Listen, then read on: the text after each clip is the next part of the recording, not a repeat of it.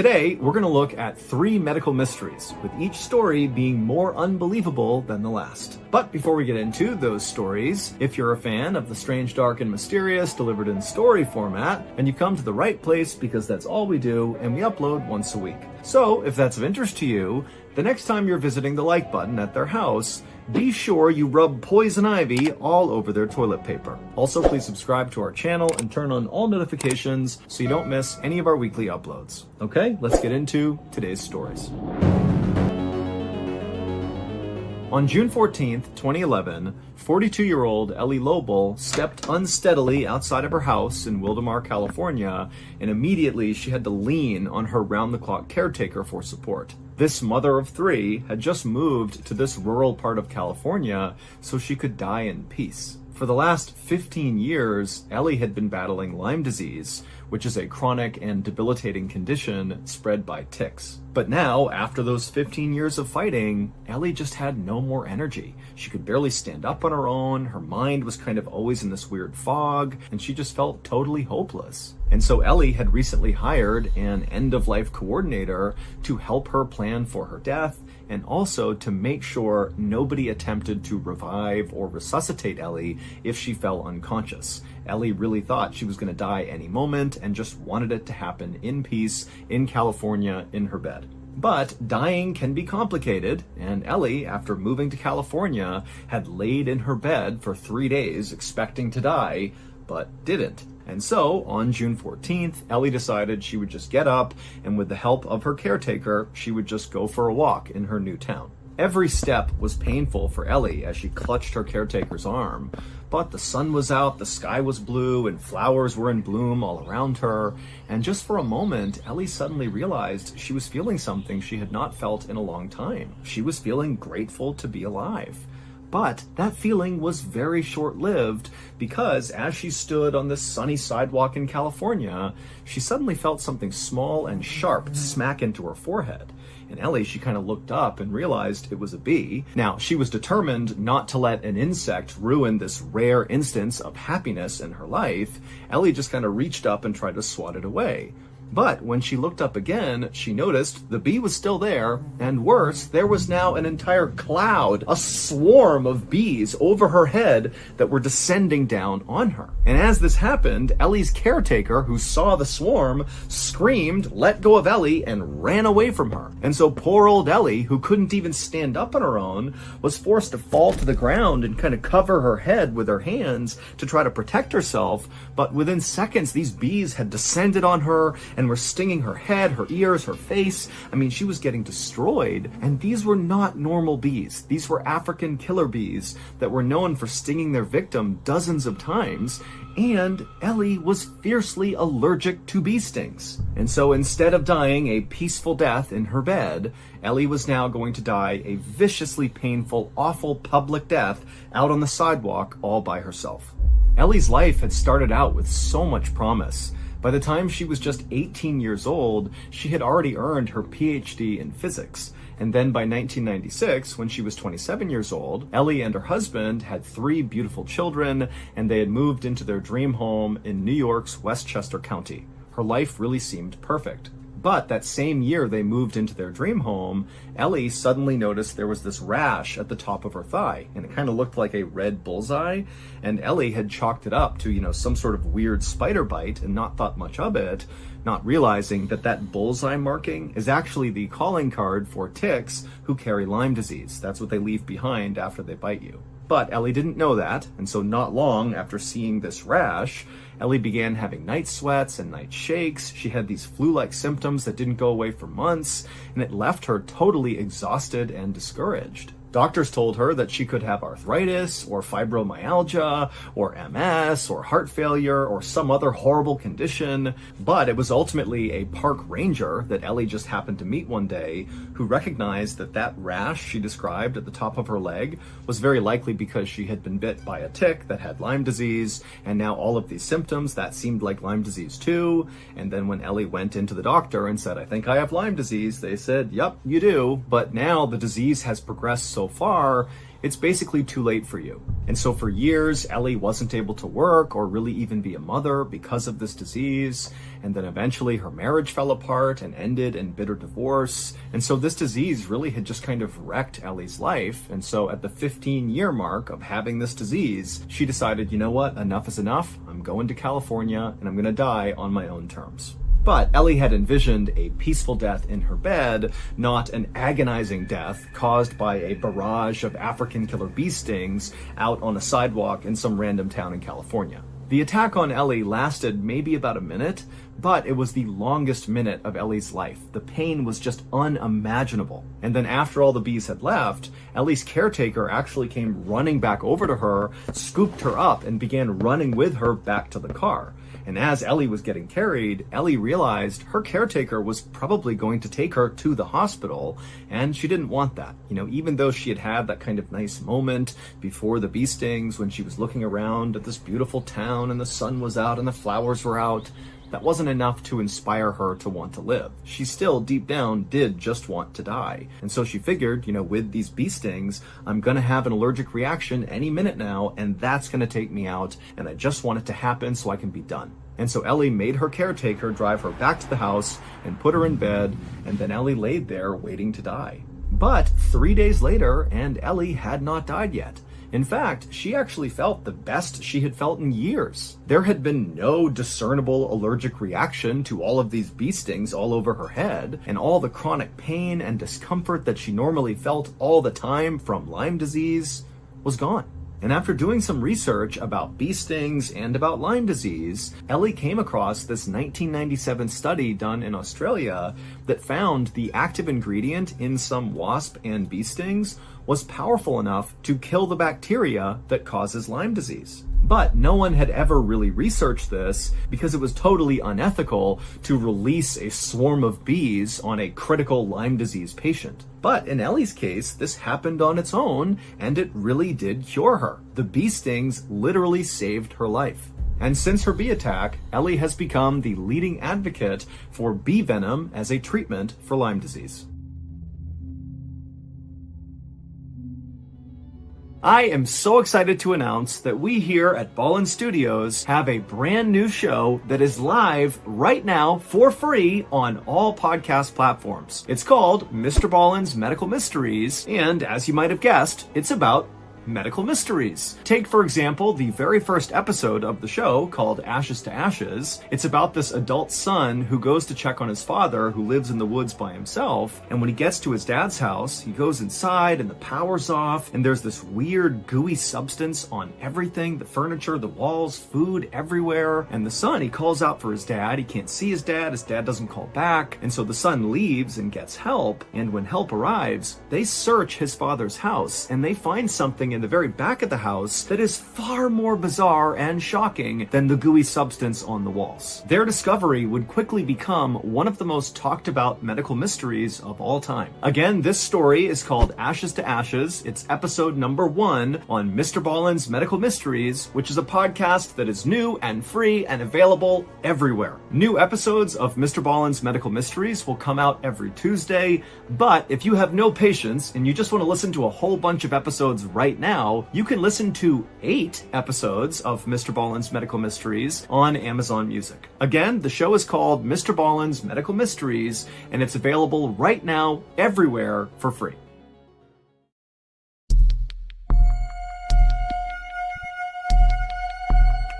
In the late afternoon of May 1st, 2016, 13-year-old Shoaib Ahmed and his 9-year-old brother, Abdul Rashid, chased a soccer ball across the dusty plain near their little rural town in Pakistan. Abdul, who was very athletic and quick on his feet, managed to kick the ball past the defender and then kicked a line drive shot right at the net, but at the last second the goalie jumped and blocked the shot. And so Abdul threw his hands up in exasperation, but even though he was frustrated he missed a shot, he was having a blast. He loved playing soccer with his brother and the neighborhood kids. But as much fun as he was having, Abdul at some point looked up and he noticed the sun was starting to set behind the mountains. And immediately when he saw that, the expression on his face went completely deadpan. And then he looked over at his brother, Shoaib, who also had noticed the sun was setting. And by this point, Shoaib was already rushing over to Abdul. He grabbed Abdul's hand, and the two brothers, without a word to their friends who were just kind of standing there watching, they took off and just hustled back towards their home. The brothers made it to their home, but on the porch, Shoaib, the older brother, just collapsed onto the ground with his arms and legs going totally stiff and his jaw locking up to the point where he couldn't even speak.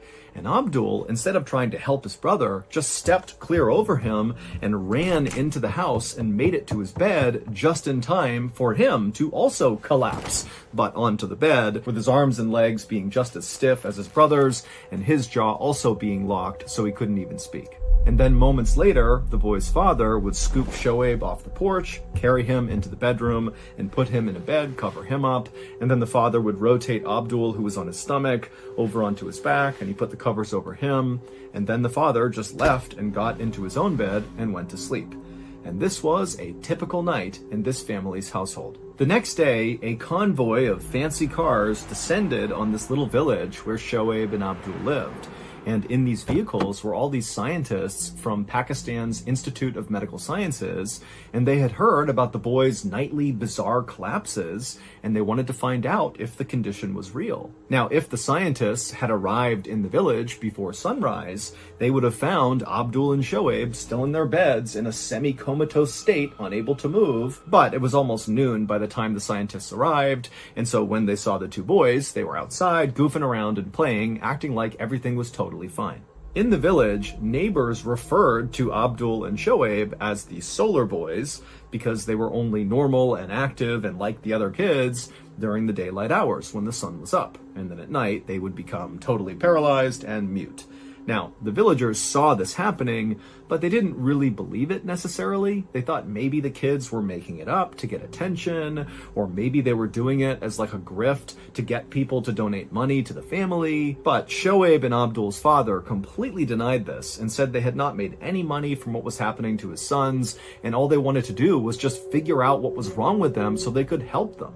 The scientists would talk to Abdul and Shoaib's father first, and he would explain to them that really since Abdul and Shoaib were very little, they had been suffering from these nightly paralysis events. And so with the family's permission, these scientists got to work. They collected blood and urine samples, not just from Shoaib and Abdul, but from the entire family. And then also, the scientists tested Abdul and Shoaib's balance and coordination, obviously during the daytime, and the boys both did completely fine. And then as sunset approached, the scientists just stood there and watched as Abdul and Shoaib slowly lost control of their bodies and became paralyzed and mute.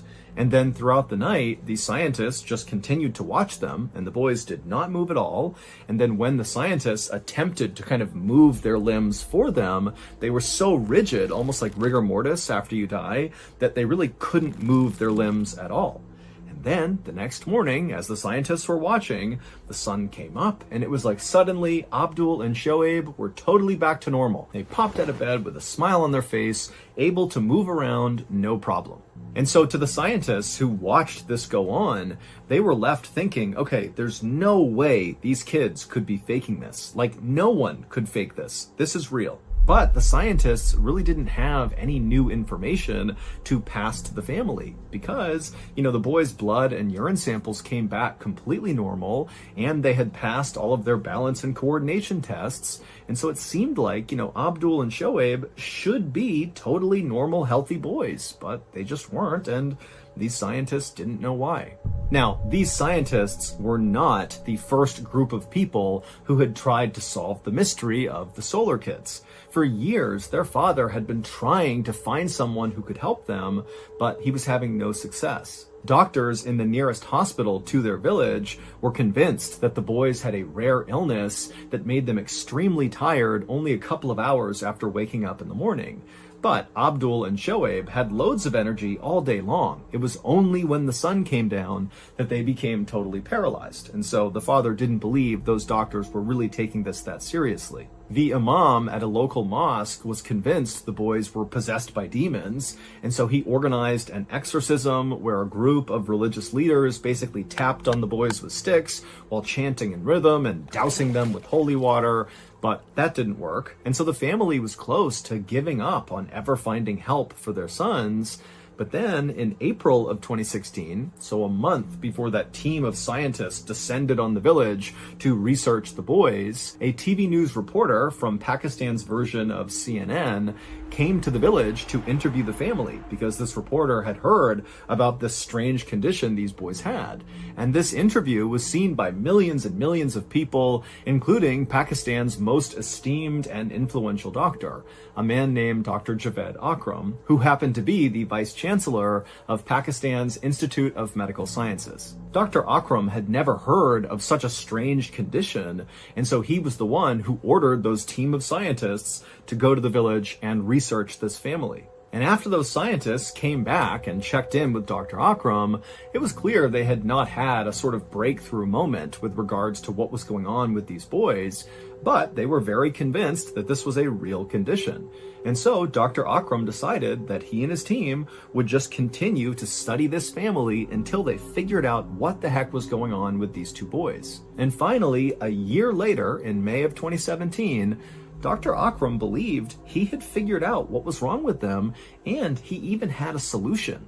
But his solution was so simple that Dr. Akram actually kind of second-guessed himself, thinking, this is too good to be true. So the doctor decided he would run one more experiment just to test his theory and make sure he really was correct. And so Dr. Akram flew Abdul, Shoaib, and their father out to his institute in Islamabad, and that night, Dr. Akram watched as the two boys slowly slipped into paralysis as the sun went down. But this time, as soon as the paralysis was clearly beginning, Dr. Akram gave each of the boys a pill. And 40 minutes would go by, and suddenly Abdul, who was totally mute and laying there still, broke into a smile, and then he raised his right leg. And then Shoaib, right next to him, he too smiled and turned his head. And then 20 minutes after that, both boys were up on their feet, totally fine, laughing and joking, because they had never really done anything at night. They were always paralyzed as soon as it started to get dark. It would turn out Dr. Akram and his team had discovered a very strange mutation in Abdul and Shoaib. Our brains naturally produce all sorts of chemicals that keep them running, and one of those chemicals is called dopamine.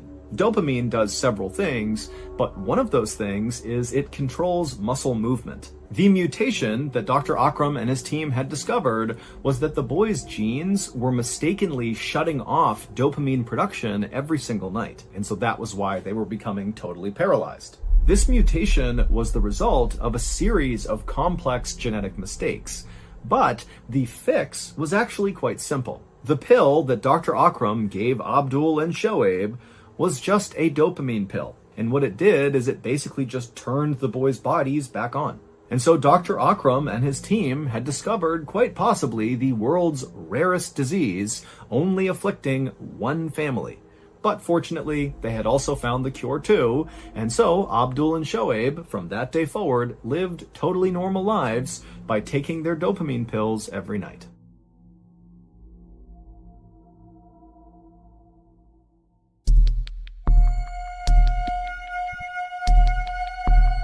On the evening of July 3rd, 1992, 35-year-old George Decker was cooking in the kitchen inside of the apartment that he shared with his girlfriend in Jasper, Indiana.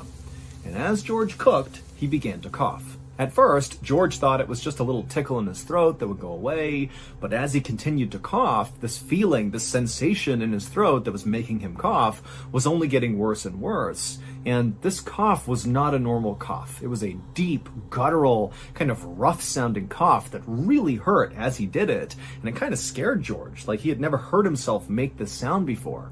And in the other room, George's girlfriend, Juanita, she heard this very odd-sounding cough, and so she came out into the kitchen to see what was going on. And when she got there, she found George leaning on the counter, barely able to catch his breath because he was coughing so much.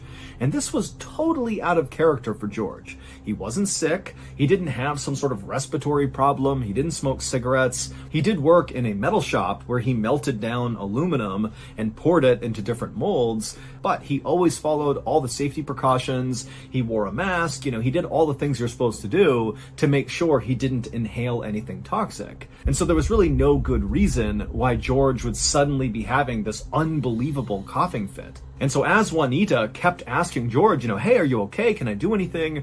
George, he can't even talk. He just pulled a handkerchief out of his pocket and he put it over his mouth as he continued to cough.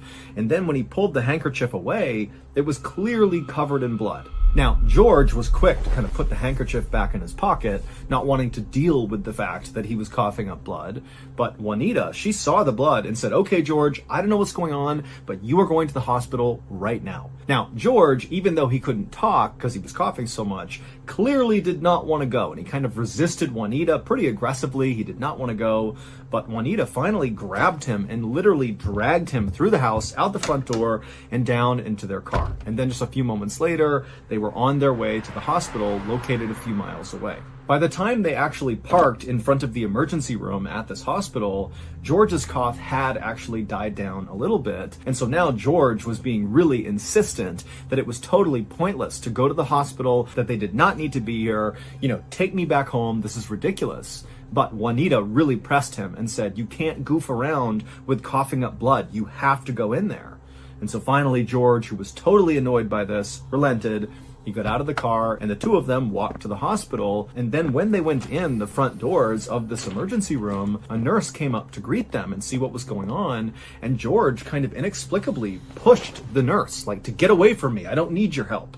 And Juanita, she was so embarrassed and tried to apologize. And the staff just kind of rolled with it and just kind of gave him his space. And then for the rest of the time they were there, the staff basically only talked to Juanita while George sat in the corner with his arms crossed, unwilling to talk or give them any information. Toward the end of this hospital visit, the doctor would prescribe George some antibiotics for what he called an upper respiratory infection, and then the doctor asked George if he was willing to stay the night so they could observe him and make sure he really was okay. But George flatly refused. He got up, turned around, and practically ran out of the hospital.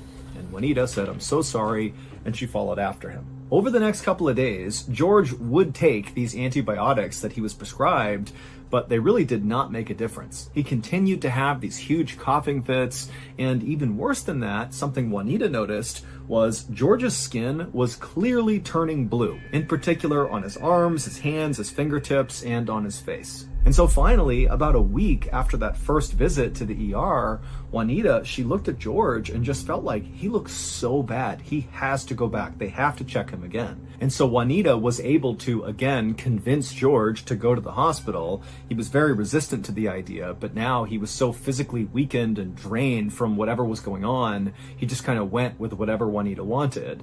And this time, when they went to the hospital, they would give George a chest x-ray, and it would reveal George had pneumonia in both of his lungs. This explained why he was coughing so much, and it also explained why his skin was turning blue. Because of this infection in his lungs, his body was not getting enough oxygen, and when that happens, it leads to a condition known as cyanosis, which turns your skin blue. But when doctors tried to figure out what was actually causing George's pneumonia, they immediately ran into a brick wall. Usually, pneumonia is caused by bacteria, viruses, or some other microscopic invader, and doctors can test a patient's mucus to determine which one it is. But when they tested George's mucus, they couldn't find any evidence of anything that would cause pneumonia. The doctors also ruled out aluminum pollution because he did work in a metal plant and could have been inhaling the aluminum when he melted it down, but he was negative for that. And then also doctors began looking into all these crazy other possibilities like strange fungus that maybe George had come in contact with that caused this, or, very rare viruses and bacteria. But no matter what the doctors thought of, when they tested George, it would come back negative. And so, with the exception of his x-ray that clearly showed he had pneumonia, every other test they ran on George made it seem like he was a healthy guy. And so George would spend weeks in the hospital with doctors and nurses constantly trying to figure out what was wrong with him, but not succeeding. And as each day went by, George's condition got worse and worse until finally he was put on a ventilator because his lungs actually just didn't work on their own. And so a ventilator basically forces air into the patient's body. But no matter how much oxygen they pumped into George's body, he continued to have these terrible coughing fits and his skin stayed blue.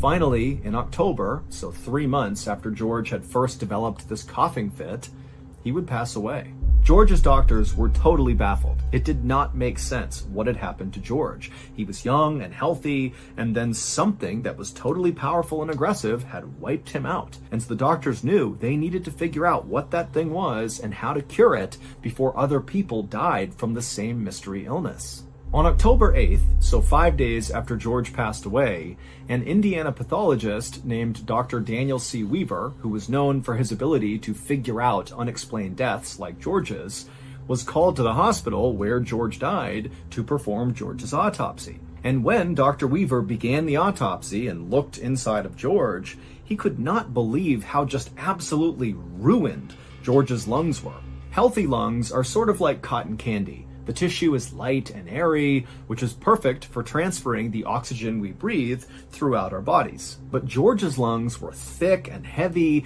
and they were lumpy with scar tissue. I mean, they were totally useless. And so Dr. Weaver knew, George basically suffocated to death. But now the question was, why?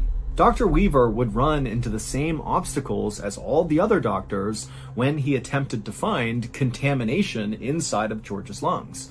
There was nothing to see. In fact, at the end of the autopsy, Dr. Weaver had basically learned nothing as to why this happened to George. In frustration, after this autopsy was over, Dr. Weaver went to George's medical records and just began reading through them, and it was at this point that he saw something very odd that other doctors clearly had seen too, but they must have thought it was not important. At that very first ER visit, Juanita had told nurses and doctors that George, before he had begun coughing in the kitchen, he had been in a great mood. And generally speaking, George was just a very positive and upbeat person. But she said once he started coughing, it was like he transformed into somebody else and became mean and nasty. And Juanita had to practically drag him to the hospital. And then also there was a note in the file about how George had walked through the doors and pushed that admissions nurse. And so Dr. Weaver thought to himself, maybe George's belligerence was not just him being a jerk, but maybe he had ingested something toxic that was affecting obviously his lungs and also his brain, and that was causing him to behave this way. And so Dr. Weaver called the manager of the metal shop where George had worked to try to ask him if there were other chemicals or toxins inside of the plant that maybe George had been exposed to. But the manager just did not want to talk about any of that. Instead, he just wanted to talk about basically how awful George was as a person. The manager clearly did not like George, and he began talking about how George was obsessed with making money at all costs, and that in addition to working in the metal plant, George had all these kind of sketchy, kind of borderline illegal side jobs to make more money. And then at some point, the manager just began talking about this one particular potential scam that George was involved in that had to do with little bits of silver and gold. And the doctor at this point is not really even listening. He just wants to get off the phone with this guy because it's obvious the manager is not really trying to help. He's just trying to bash George. But at some point, the manager, in detailing this gold and silver scam, mentioned something that piqued the doctor's interest. And suddenly the doctor was really intently listening to this manager and actually began taking notes and asking clarifying questions about this particular scam that George was apparently involved in. And then when Dr. Weaver hung up the phone with this manager, he felt pretty confident that he had actually figured out what had happened to George. The clues had all been there the whole time. George's blue skin and his rude and violent behavior at the ER, but nobody had put them together correctly because the cause of what was happening to George was so weird, no one would have ever thought of it on their own. On the night that George first began coughing in the kitchen, he was not cooking dinner like everybody assumed. He was actually cooking teeth, like human teeth. The metal shop manager told Dr. Weaver on the phone about the scam that George was involved in that had to do with little bits of gold and silver. And the manager explained to Dr. Weaver that George was going to all of these local dentist offices and he was collecting all of their discarded teeth. What George wanted was teeth that had fillings in them because some of the fillings, especially for older patients, were made from gold and silver. George would then literally cook the teeth until he was able to extract the gold and silver. Now, if he had just been cooking teeth with gold fillings, he'd probably still be alive. But because George also was cooking the teeth with silver in them, during that process of cooking the silver teeth, mercury gas was released and George would inhale the gas. And mercury gas is deadly. And so the gas went into George, it ravaged his lungs, and it also created these massive mood swings and mental disturbances, which explained why he became so nasty and mean when he got to the ER. Also, ingesting high levels of silver, which George was doing as well, can turn your skin blue. So in the end, George did not die from pneumonia, he died from mercury poisoning. So that's going to do it. If you enjoyed today's medical mystery stories, be sure to tune in to our brand new podcast called MrBallen's Medical Mysteries that is available wherever you get your podcasts right now. Again, it's called MrBallen's Medical Mysteries. Sometimes the truth is stranger than fiction. And today we're going to look at 3 stories that demonstrate that. But before we get into those stories, if you're a fan of the strange, dark, and mysterious delivered in story format, then you've come to the right place because that's all we do, and we upload once a week. So if that's of interest to you, please sneak into the like button's home and break off all the tabs on their soda and beer cans. Also, please subscribe to our channel and turn on all notifications so you don't miss any of our weekly uploads. Okay, let's get into today's stories. On October 20th, 1986, Captain Alexander Kluyev was piloting a passenger plane that was about to descend down into a Russian airport for a layover. On board this plane were 94 occupants, including passengers and crew. And as the captain began going over in his mind the different steps he would need to follow to land this plane, he practically sighed with boredom. He had always thought life as a pilot would be exciting and interesting, but all he ever did were these short commercial flights around Russia, and they lacked any sort of thrill. In fact, the captain had flown this particular route so many times, he could practically do it in his sleep. And so as the captain was about to begin yet another boring descent to end yet another boring flight, he was suddenly struck with a very unexpected idea. And as he thought about it, he stopped what he was doing and he just turned to his co-pilot, whose name was Gennady Zernov, and he said, "Hey, Gennady, can I ask you something?" At the same time that Captain Alexander and Gennady were having this conversation up in the cockpit, down on the ground inside of that Russian airport where the captain was supposed to land, an air traffic controller noticed on their radar that Captain Alexander's plane was coming in way too fast and at too steep of an angle to attempt a landing. And so the controller radioed up to the captain and said, "Hey, you're going too fast. Adjust your speed, adjust your angle. Otherwise, you're going to need to abort this landing." But the captain did not radio anything back to the controller. Instead, the plane continued its descent at the same angle and the same speed, and to the controller's horror, they looked out the window and literally saw the plane was lowering its landing gear. Like, clearly they are going to attempt to land, even though this looks so dangerous. And so the controller, in a bit of a panic, radios again up to the captain and says, "Hey, you're still coming in too fast, too steep of an angle, abort the landing." But again, the captain did not respond. What Captain Alexander had said to Gennady when he said, "Hey, can I ask you something?" was, "Hey, do you want to make a bet that I can land this plane blind?" And Gennady, who was also very bored, thought, "You know what? That's a great idea. Let's do it." And so the two pilots lowered all the shades inside of the cockpit, blocking all of the windows, so Captain Alexander literally can't see anything except for his instruments. And then Captain Alexander attempted to land the plane. And when the air traffic controller began calling up to Captain Alexander saying, "You're going too fast, your angle's wrong," Captain Alexander was sure he could pull it off, and so he totally ignored the controller and went for the runway. And when he hit the runway, he was going too fast at too steep of an angle, and so it broke off the landing gear. The plane skidded all the way down the runway and then flipped over and caught on fire. Out of the 94 people who were on board that plane, 70 would perish, including the co-pilot Gennady Zernov. As for Captain Alexander, who orchestrated this whole tragedy, well, he actually survived, and he was sentenced to 15 years in prison.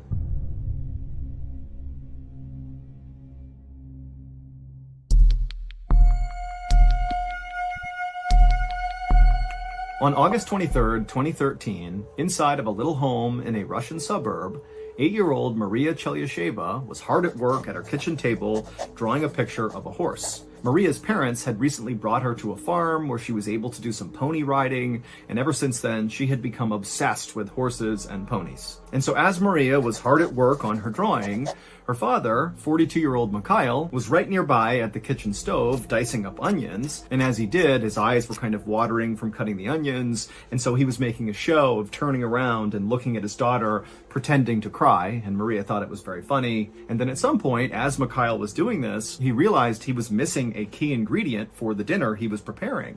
So he kind of threw up his hands in exasperation, and then he yelled out into the house to his wife, hey, do we have any potatoes? And from somewhere in the back of the house, Maria's mother called back, yes, we do. They're down in the cellar, but they're pretty old. And so Mikhail finished chopping his onions, he threw them into a hot pan, and then he walked out of the kitchen, poking Maria playfully as he walked by, and she kind of laughed at him. And then Maria watched as her father walked through the living room, past Maria's grandmother and brother, and he walked over to this door that was right at the beginning of this hallway, and that door led down into the cellar.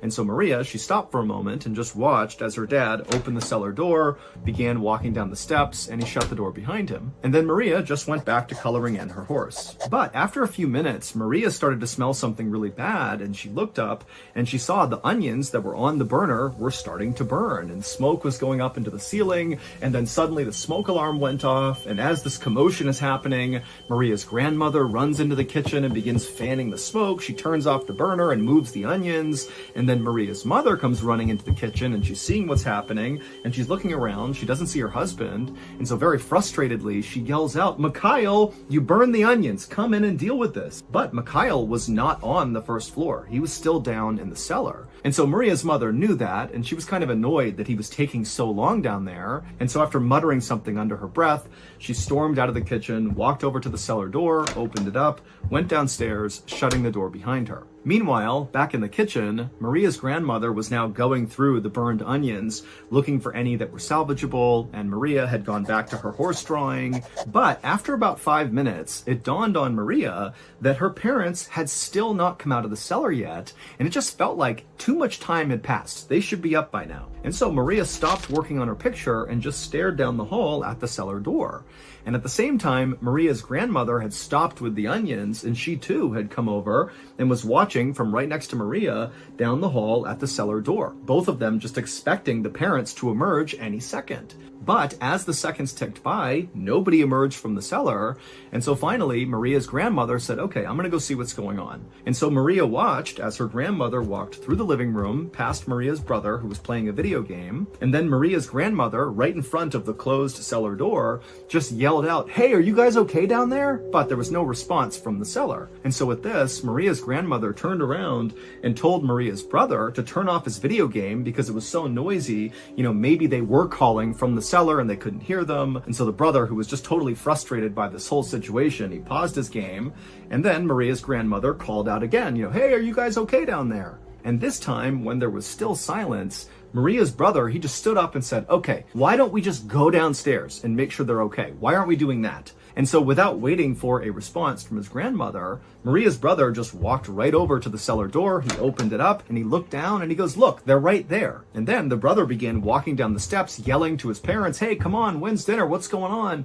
And as he did, he shut the door behind him. And so after this, Maria's grandmother walked back into the kitchen and sat with Maria as the two of them stared at the cellar door, expecting their family to return any second now.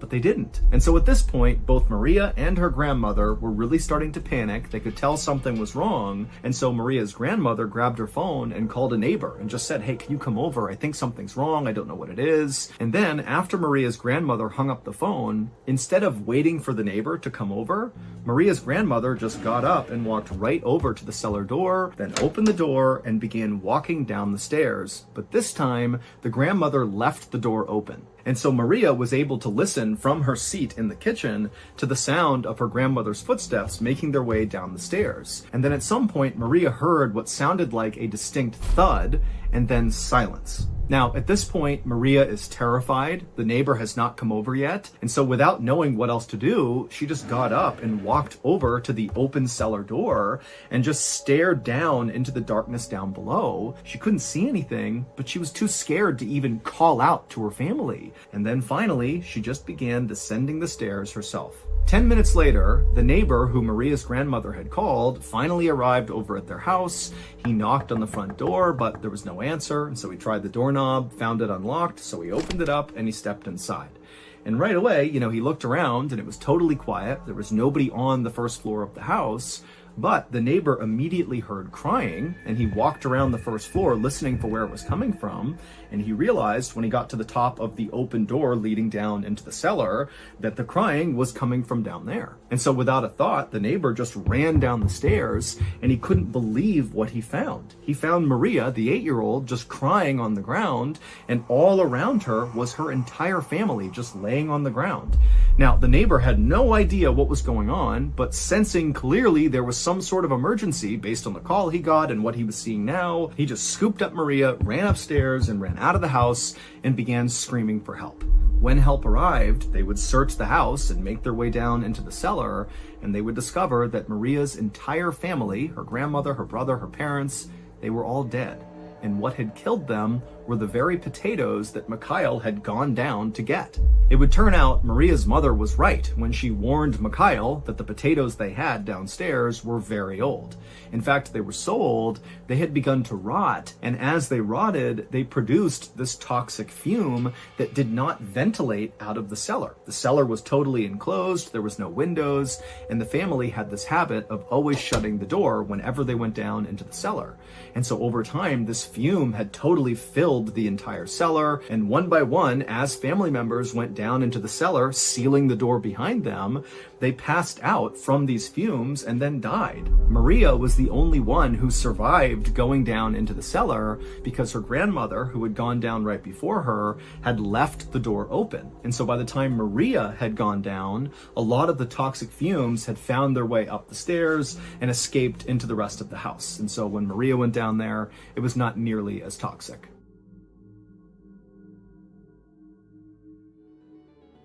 Thank you to BetterHelp for sponsoring today's video. Before I became a professional storyteller, I was a member of the US Navy. And then in 2017, my military career came to a very unexpected and abrupt end. It was like suddenly I was a civilian again after 7 years, and I did not handle that transition well. I had taken for granted all the structure that the military provided on a day-to-day basis, and so not having that structure anymore, it made me feel totally lost, like I didn't know what to do anymore. And on top of that, all the bills were starting to pile up, and I had not found a job yet. My wife is pregnant with our second kid. I got no idea if we'll even be able to afford this second child. And so I very quickly went into my shell and became a very angry and bitter person.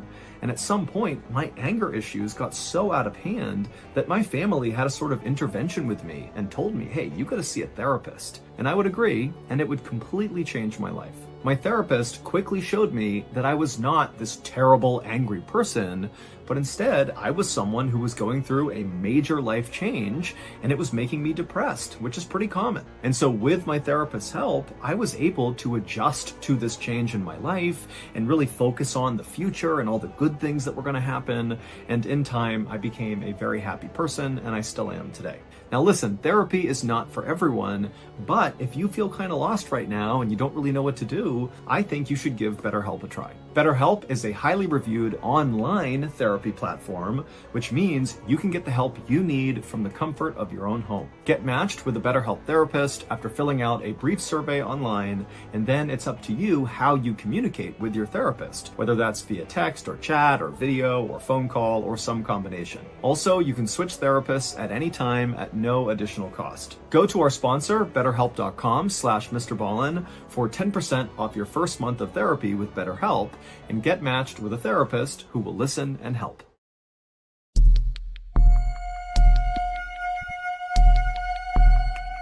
On December 7th, 1993, A pregnant woman named Diane Schaap sat inside of a hospital room in the city of Fulda, Germany, staring anxiously at the nurse who was doing her blood pressure. When the nurse was done, she would tell Diane that her blood pressure was still too high. And so Diane, she sighed and she was pretty upset by this, but at the same time, she wasn't all that shocked. After all, Diane had come to the hospital because she thought something was wrong with her. Diane was an American who lived on the nearby Sickles Army Airfield Base along with her husband, Sergeant Stephen Schaap. And that morning, Diane had begun to bleed, and because she had a history of miscarriages, she panicked and just rushed to the hospital to get checked out. Now, ultimately, the doctors would tell her that it seemed like she was going to be okay and that the bleeding was not a big issue, but as a precaution, they wanted her to stay in the hospital for a week, just doing bed rest, where they could watch her and make sure she was really okay. And so far, she was, but her blood pressure was still too high. The nurse who had taken Diane's blood pressure finished doing the rest of Diane's vitals, and then afterwards, she left the room, leaving Diane alone. And Diane, now, it's the first time she's been alone inside of her hospital room since she arrived, and suddenly she just felt so anxious about the whole situation. And so as she's laying in her bed, wondering if her pregnancy was really okay, she heard footsteps out in the hallway, and then suddenly her door busted open, and it was her husband, Stephen. And Stephen, his skin was pale, his eyes were red, he looked really upset, and he rushed into the room, and he kneeled down next to Diane's bed, and he took her hand, and he just said, how are you doing? It had been a really hard stretch lately for Diane and Stephen. Just a few months earlier, Diane had actually asked Stephen for a divorce because she felt like Stephen had grown distant and the love was just not there anymore in their relationship. As for Stephen, he didn't want the divorce. He felt like the relationship was still good, they still loved each other, but he understood Diane was clearly unhappy, and so he was very gentlemanly about this whole situation, and even went with Diane to the base's cleric, where they arranged for Diane to be sent back to the United States while Stephen stayed in Germany. But before Diane was able to make that move back home, she had discovered that she was pregnant. Now, Diane knew Stephen really wanted to reconcile and get back together, and especially now that he had found out she was pregnant, he really wanted them to get back together so he could be the dad. But Diane knew that just was not possible. Their relationship just didn't work, and so she needed to be firm, and so she actually squeezed Stephen's hand as he's sitting there right next to her, and she just said to him, even though he hadn't brought it up, she said, we can't get back together, even though I'm pregnant. It can't happen. But Stephen just kind of shook his head at her like he was not here for that reason. And he said, look, I just want to be your friend. Let me go back to your house. I'll gather up your things and bring them here to make your stay a little bit more comfortable. And so Diane, who wanted to tell Stephen, no, don't do that, I'm fine, she could just tell that he really wanted to help her. And so, kind of against her better judgment, Diane said, okay, Stephen, if you want to go back and get my stuff, I would really appreciate it. And at that, Stephen stood up and he gave Diane a long hug and said, I'll be right back. And then he turned and left the room. A few hours later, at around 5 p.m. that evening, the phone inside of Diane's room began to ring. And so Diane answered it, and it was her husband's best friend, Gregory Glover. And he was calling just to check in on Diane because he had heard she was in the hospital about some bleeding, and he wanted to make sure the baby was okay. And Diane would tell him that, it seems like everything's fine. And then after that, Gregory would tell Diane that he was really worried about Stephen. He said, this morning I had driven him to work, and all he did was pour his heart out to me about how he wanted to get back together with you. And I just want you to know that, he's really worked up about this. But before Diane could even respond to Gregory, the phone just suddenly went dead. And so Diane, she held the phone out, kind of staring at it like, what's going on here? She put it back to her ear. She said Greg's name a few more times, but the line was just totally dead. And so Diane, she hung up the phone and figured Gregory would just call back. But 30 minutes went by and Gregory did not call back. And then out in the hallway, Diane began to hear running. And that running continued all the way up the hall and it stopped right outside of her door. And so she turned to face her door. The door flung open and what she saw caused Diane to just freeze in total shock. A few hours earlier, after Stephen had left Diane's hospital room, he had gone straight to her house to begin gathering things up for her. And so when he got there, he had a gym bag, which was made by a sports and athletic company called Head, and he had gone inside of her house and begun going around the rooms, gathering things she would want, and putting them in this bag. And at some point, Stephen made his way into Diane's bedroom, and suddenly he was just kind of overcome with sadness because he looked around the room and he saw there were still pictures up from their wedding day, and there was a card that was face down on the bedside table that he recognized, and just all of these different things he was seeing just suddenly made him feel so depressed about losing his marriage. And so Stephen, instead of continuing to gather up things for Diane, he just began pacing back and forth inside of her bedroom, thinking about ways he could potentially win Diane back. Maybe there was a gift he could give her, or some sort of offering or gesture that would show her that he still loved her very much. And so as Stephen was thinking about this, he happened to glance down at his gym bag, and suddenly he felt totally inspired, like he knew exactly what he needed to do. And so without another thought, Stephen grabbed something off of the mantelpiece inside of Diane's bedroom, he threw it inside of his gym bag, then he grabbed the bag and walked out of her house. Once Stephen was outside, he had a big smile on his face, he was even whistling as he walked, and he went down and he got into his car and he drove off. But instead of going to the hospital where Diane was, Stephen began driving in these weird loops all around Sickles Army Airfield Base, almost like he was going on a joyride. But as he was driving, Stephen was constantly scanning left and right, like he was looking for something. And then at some point, as he did one of his many loops, Stephen passed by the mess hall, the cafeteria, and he saw all the soldiers going in and out of this mess hall, and he thought, oh, that's where it will be. The thing I need is inside of there. And so Stephen, he parked his car, he got out, and he rushed inside of the mess hall. But after looking all around, he couldn't find the thing he wanted. And so frustrated, he turned and walked out of the mess hall.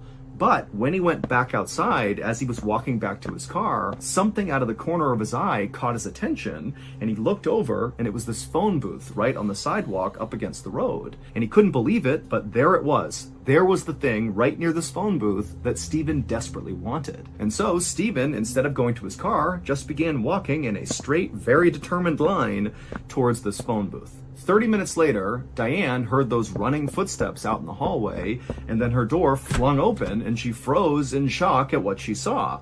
Because what she saw was her husband, and he had this totally crazed look on his face, like he was smiling, but kind of deranged, and he was holding that head gym bag. And he walked in holding the bag and just stared directly at Diane, and then he opened it up, he reached inside, and he pulled out his special gift, the thing he had been driving all around base for that he had found inside of that phone booth, and he walked up to Diane, and he put it right in her face and said, look what I brought you, look! And by this point, Diane was screaming bloody murder. It would turn out, when Stephen first arrived at Diane's hospital room that morning, and he had knelt down and taken her hand and asked if she was okay, Diane had been very firm with him that they could still not get back together even though she was pregnant. Now, this was crushing news for Stephen because he did secretly hope that this baby would bring them back together, but what Diane told Stephen next was infinitely more crushing. She would say to Stephen that the real reason they could not get back together was because this baby was not his. Now, Stephen had initially taken this news pretty well and said to Diane, okay, I understand, at least let me go to your house and gather up some things for you and bring them back here so your stay at the hospital is a little bit more comfortable.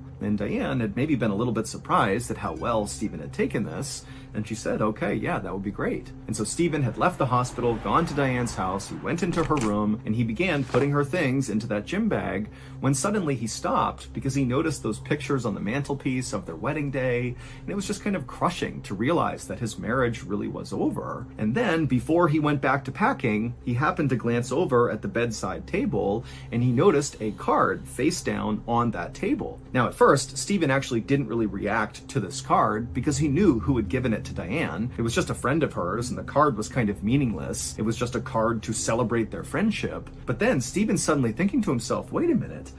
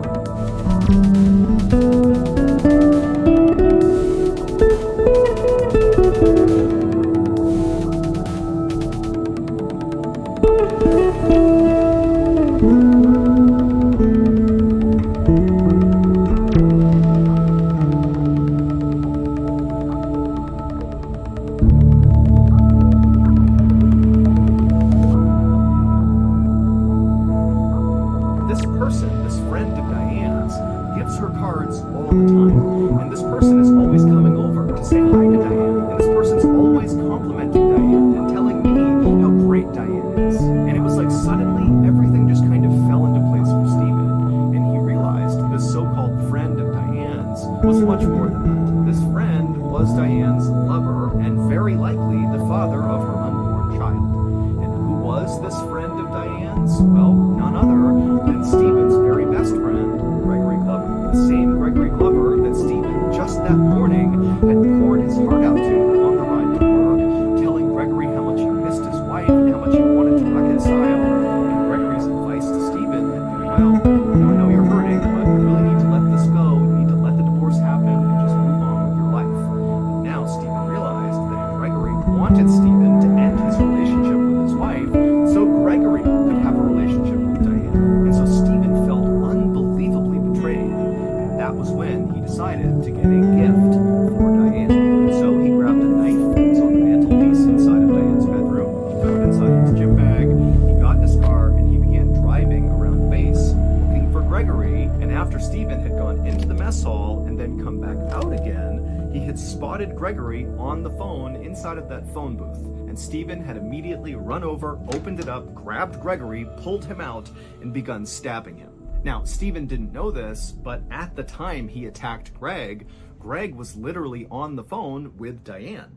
And so when that call suddenly dropped and Diane expected Gregory to call her back, well, their call really hadn't dropped. It was just that Gregory had been pulled away and was being attacked. Gregory, who was totally caught off guard, tried his best to defend himself against Stephen, but Stephen was just crazed and he kept hacking away until finally Gregory had stopped moving. And then at some point, Stephen stood up and kind of caught his breath and was looking around at all these onlookers who can't believe what they're seeing. And Stephen said, "I'm sorry." He grabbed some things off the ground, put them inside of his head bag, and when he took the bag, he ran to his car, drove to the hospital, ran through the hospital to Diane's room, flung the door open, and Diane is shocked to see him. And Stephen walks in with this crazed look on his face, and he holds up the bag, he unzips it, and pulls out Gregory's severed head.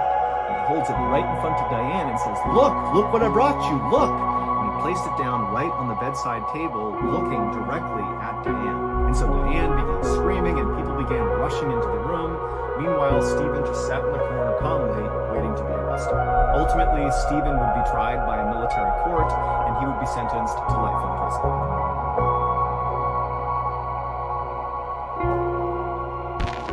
The following is about the most famous serial killer that you've never heard of. One morning in 1912, in a little town in Iowa, a neighbor went over to the Moore family's home and they knocked on their door, but there was no answer. And as this neighbor waited, they looked around the front of the property and they saw the Moore family had not tended to any of their farm animals that day, which was very odd. And so the neighbor, who's starting to feel concerned, knocked again on the door, but there was still no answer. And so they got the police. And when the police showed up, went inside that house and they discovered an absolute mess. The Moore family were all dead. And the only clue police had as to what happened to them was an axe that was found inside the house.